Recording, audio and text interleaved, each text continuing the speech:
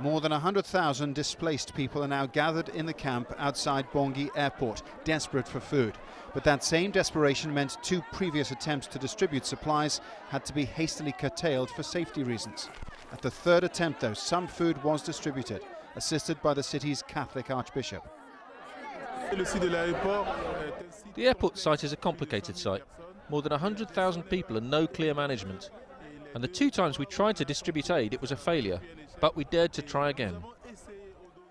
There was enough for around 12,000 people, along with mosquito nets, blankets and soap, but it barely makes a dent in the overall problem here. Around 1 million people have been displaced since the predominantly Muslim rebel group Seleka seized power from the government last March. Seleka fighters are accused of looting, massacres and rape, and Christian militia responded with a vicious wave of reprisal attacks.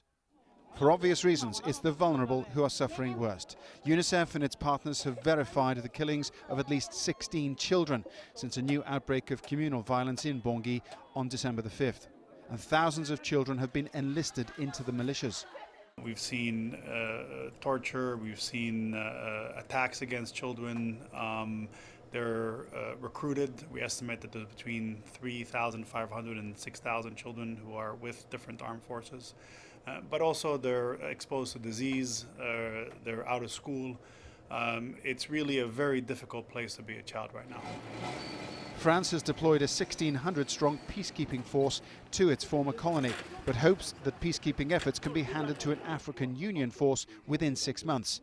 But analysts believe the AU force may simply be incapable of working unsupported. The UN says this is a country on the edge. Paul Brennan, Al Jazeera.